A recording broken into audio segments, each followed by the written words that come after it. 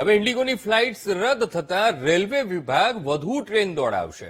પશ્ચિમ રેલવે સાબરમતી અને દિલ્હી વચ્ચે સ્પેશિયલ ટ્રેન ચલાવશે. મુસાફરોની સંખ્યાને ધ્યાનમાં રાખીને અમદાવાદ દિલ્હી વચ્ચે ટ્રેન શરૂ કરાશે.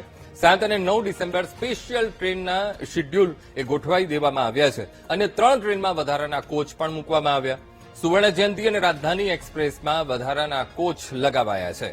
તો જમ્મુ તાવી એક્સપ્રેસમાં પણ વધારાના કોચ લગાવવામાં આવ્યા છે, જેના કારણે આ પરિસ્થિતિને પહોંચી વળાય. કારણ કે કેટલાય મુસાફરો છે, હજારો મુસાફરો અત્યારે એરપોર્ટ પર અટવાઈ પડ્યા છે. બીજી એરલાઇન્સનો પણ સહારો નથી લઈ શકે તેમ, કારણ કે બમણા ભાવ કરી દીધા છે. જે ટિકિટના 6,000 રૂપિયા ભાવ બોલાતા હતા, એ ટિકિટના હવે 18,000 રૂપિયા ભાવ બોલાઈ રહ્યા છે. આજ મુદ્દે સંવાદદાતા પાર્થ આપણી સાથે ફોનલાઈન પર જોડાઈ ગયા છે. પાર્થ, ઇન્ડિગોના આખા શેડ્યુલ ખોરવાઈ ગયા છે, ફ્લાઇટો રદ થઈ રહી છે, પણ હવે રેલવે વિભાગ એક્શનમાં આવ્યું છે મુસાફરોની આ ભીડ ભાંગવા માટે. કેવી તૈયારીઓ કરવામાં આવી છે પાર્થ?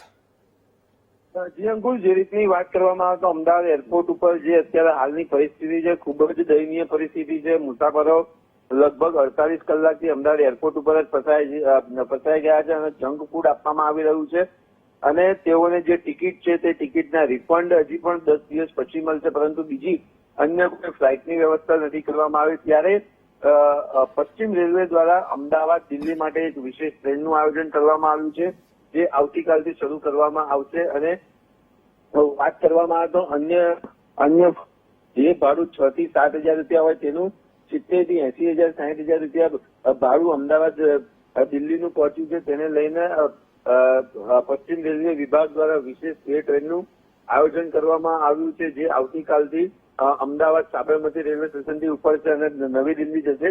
આ ઉપરાંત અન્ય 3 વધારાની ટ્રેન છે કે જે અમદાવાદ થાણે જંકશન, સુવર્ણ જયંતિ, રાજધાની એક્સપ્રેસ અને જમ્મુ તાવી એક્સપ્રેસમાં વધારાના એસી અને સ્લીપર કોચ પણ લગાવવામાં આવ્યા છે, જેથી મુસાફરોને પોતાના ગંતવ્ય સ્થાન ઉપર સરળતાથી પહોંચી શકે છે.